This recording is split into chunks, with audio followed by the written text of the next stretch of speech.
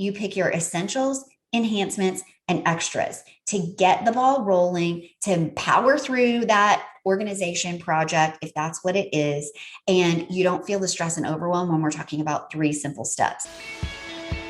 Hi, I'm Paige Killian, and I'm passionate about helping busy moms of littles get organized in 3 simple steps. So here's today's organization motivation. Hey, thanks so much for joining me again. I am very excited about today's topic, but before I get to that, I have to say congratulations. We have made it through another school year. You know, we just never know what that's going to look like these days, do we not? So it feels like an accomplishment that we should celebrate because we have made it through another school year. That feels like a big deal. Yay us! Yay to our children. And actually, a lot of that is going to inspire what I want to talk to you about today. And that is how to love organizing. I know that that might not be your cup of tea or your cup of coffee, whatever is your preference. I'm a coffee drinker. I'll tell you, it is my cup of coffee. I love organizing, so much so that I can't go to sleep at night if I've got a client that I'm going to be working with the next day, or if I've even got an area in my own home. Well, let's be real. If I've got an area that I'm planning to organize the next day in my own home, I probably am not going to be able to sleep because I'm actually in that area organizing it. If you do have something that you are that passionate about, let me just start by saying, pursue that, go after that. Because if we can find something that really lights us up and then turn that into a job, it's actually not much work at all. You guys have heard that, right? So here's what I think. If there's something that you are needing to tackle, something that is going on in your head that you just feel like, I don't really love this thing, I don't really want to do it. Well, that's where a little, mindset mastery comes into place. And I would really like today to talk about how I use 3 simple steps. As most of you know, if you've been around before, you know I love doing things in 3 simple steps.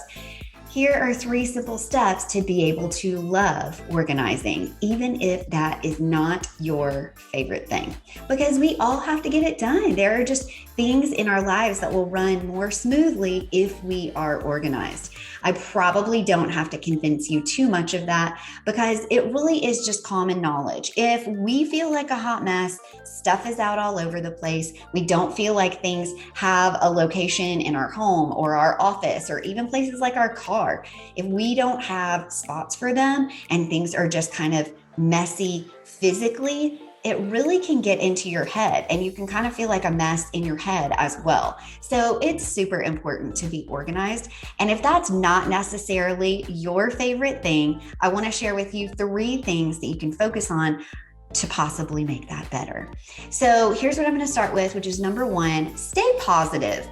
How often when we are not excited about something, or we don't feel like doing something, or it's not our favorite thing, do we start to let negative talk get in our heads? So I wanted to share a couple of examples with you that have come up recently as my kids were in school, but actually remembering back to something, a valuable lesson that my mom taught me when I was in school. And I have recently been sharing that with my daughter who's in school. So staying positive a lot of time has to do with that self-talk that you've got going on in your head, but also things that you might be saying out loud as well. So I'll never forget when I was in the 7th grade and I had a social studies teacher, Miss Maddox, who I was convinced did not like me, did not want me to succeed. And I hadn't had teachers like that before. So I don't know why that really got into my head, other than the fact that I wasn't doing so well in social studies. And for the first time, I was feeling like I was a student who wasn't doing a good job, and I really was not fired up about going to school, and I didn't enjoy the content in the class, and I really wasn't a big fan of my teacher. Sorry, Miss Maddox, if you're listening out there, I'm sure you were a great teacher. Here's the thing though.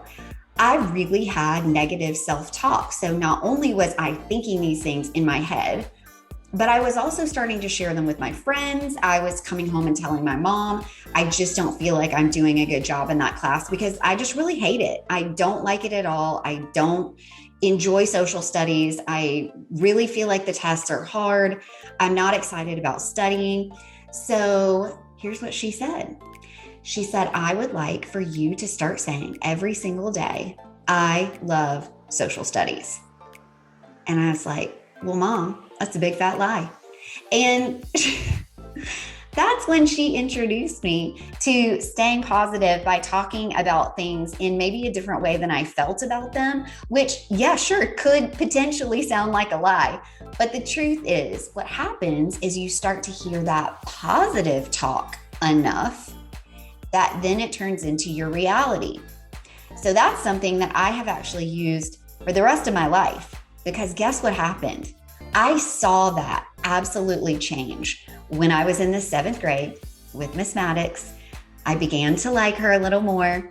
I started to do better on my social studies tests. I started to walk into that class not dreading it. I started thinking, what's something that I can learn here today? And maybe it would be interesting and enjoyable to learn about.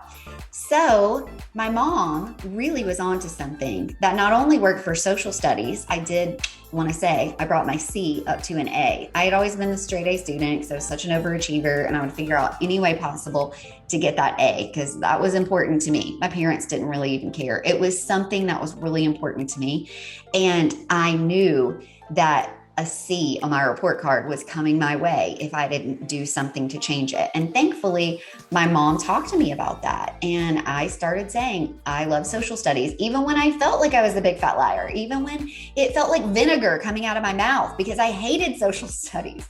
And there she was having me say that I love social studies. But I started saying it enough, and it really changed my attitude. So how did this come up recently? Well, my daughter was beginning soccer for the first time. She had never played soccer before. She really honestly just wanted to be on the soccer team because her friends were doing it. And I remember her coming to me the very first day and she's like, oh, Mom, it's so much fun. I love how we encourage each other. This is going to be awesome. And I was thrilled for her. I was so excited that she tried something new that she'd never tried before. And she seemed to really have a positive attitude about it. Well, then the games started happening. And because she was very new at it and lots of her teammates had played quite a lot longer than she had, they were straight up better than she was. They had more practice. She was still learning. She was learning the position. She was learning what she needed to do. She was learning the strategy for being on the field where she needed to be, and then also potentially scoring a goal. And she was really struggling in some areas with that because she was feeling like the other girls were better, that her coach didn't think that what she was doing was enough to keep her on. Like they would put her in for a little bit and then she would say, okay, take a break, Izzy. And she would come and she would sit down and then she would always put her back in. But she started to really resent the fact that she was not getting to be put out on the field as much. And she would say, Mom, I feel like I would just start to hit my stride. I would just start to get into it. And then I would get pulled out and it would be another kid's turn.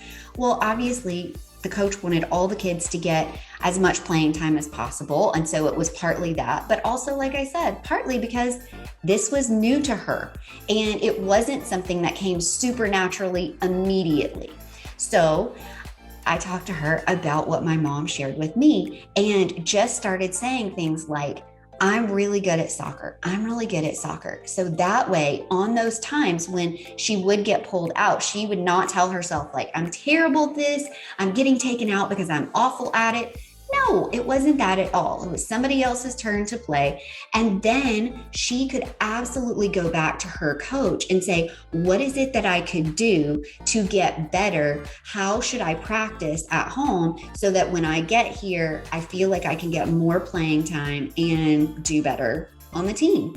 So immediately things started to shift for her. Even she was like, oh, but I'm not a good soccer player, Mom. I haven't played it this long enough. And I'm like, just trust me. And in the back of my mind, I'm going, I love social studies. I love social studies. And she did. She started saying that. She started saying, I'm good at soccer. I'm good at soccer. And she started to get more playing time. And by the way, at the very end of the season, which just happened recently, I'll have to tell you a little bit later in this episode that I'm talking to you about right now. I'll have to tell you what happened because it ended up being super great. But that was a challenge for her. She tried to stay more positive and do that self-talk in her mind. And even I told her, I was like, don't complain to your friends, don't complain to me, and don't complain to your coach. Be positive about it. Stay so positive that in fact you'll go and talk to your coach about it and figure out how you can even be better, and things will turn around. I promise. Just hang in there. Okay, so I'll tell you what happened at the end later. One other example of this I want to say is when ERBs, these were like those final big tests, the standardized testing that school does.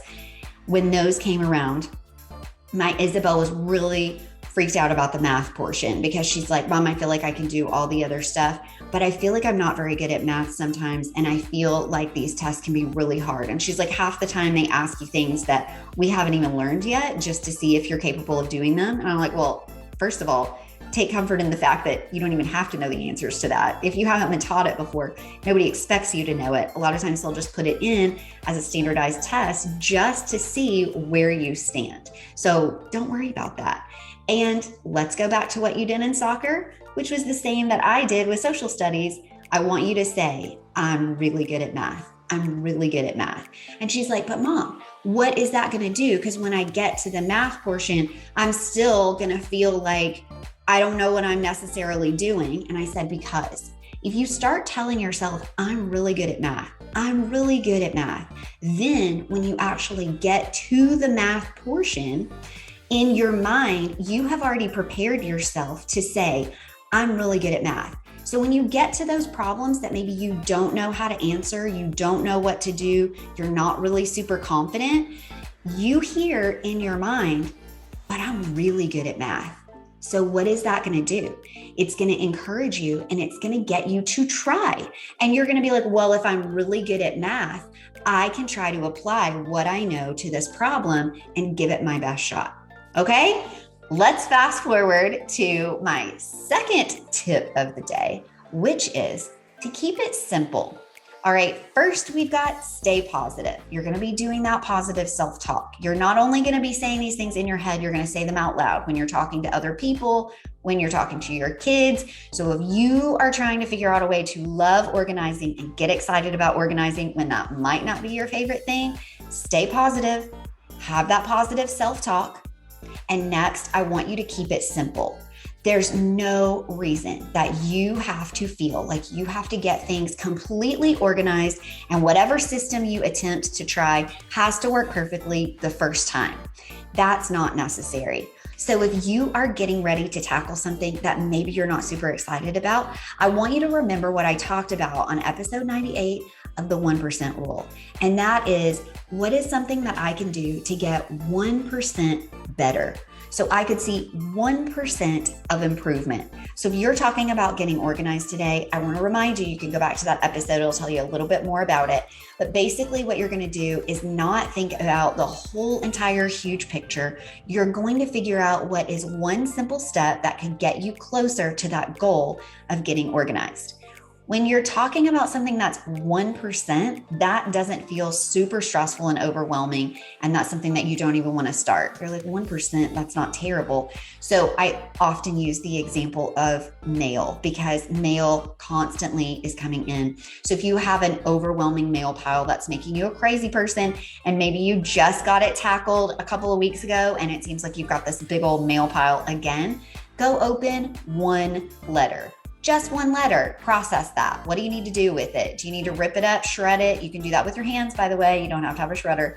Throw it in the garbage, throw it in the recycle. Do you need to process it by paying a bill? Do you need to put it in a space where you're like, oh, this is something that I'm going to do when, if you have to like call the insurance or call somebody about whatever the contents of this letter is, maybe then you want to put it in a place, in a container, in a basket, something that you've got put in place there. So this is something that I need to do perhaps when business hours open back up. If you've opened that letter and it's not business hours.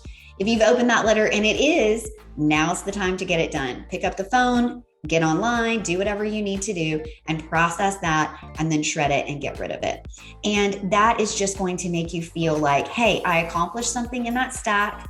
It wasn't so terribly overwhelming, and it might even encourage you to go ahead and do a little bit more. So the other thing in keeping it simple that I always like to talk about is exactly what we're talking about here today. Don't allow your to-do list or the things on your agenda to get so overwhelming, because oftentimes we won't even start. Instead, think of 3 things that could help you move that ball forward without the stress and overwhelm. So if you're feeling like, all right, I got the 1% thing, I think I could do even more. This is where you want to figure out what your 3 E's are. So go back and listen to episode 1, the 3 E's philosophy. If you're not familiar with that, quickly, I'll tell you, you pick your essentials, enhancements, and extras to get the ball rolling, to power through that organization project, if that's what it is, and you don't feel the stress and overwhelm when we're talking about 3 simple steps. Once you've done those 3, pick out 3 more steps. All right. And my final thing today is going to be ask for help. So this is the 3rd tip I'm going to say. If it feels like you've tried some of those other things and they're still not quite enough, call in backup. There's no shame in that. Absolutely ask for help. People want to be helpful. When you share with them that you're struggling with something and you feel like they might hold the key, they might be the person who could help you, well, that feels really good to them to be acknowledged in that way. Additionally, call an expert, hire someone if you need to. If you don't have someone in your immediate group, you're not married to someone who could help with this particular thing, your kids are maybe at an age where they can't help you, your besties love you, but they're not really totally sure how to help you with this particular thing, go look it up, find out who's somebody local to me, or perhaps find something online that would help you. Absolutely do that if that's something that makes the most sense for you. Because sometimes we don't have people in our crew, in our group that we're surrounding ourselves by who they're maybe wonderful, but they don't know how to help us with that particular thing. So it's okay to step outside of your circle, step outside of your amazing tribe, and hire help. Ask someone, a professional who does know what to do in that area to move the ball forward. So if asking for help is tricky for you, go back and listen to my episode 60, Ask for Help, and that will give you a little bit more advice about how to handle that.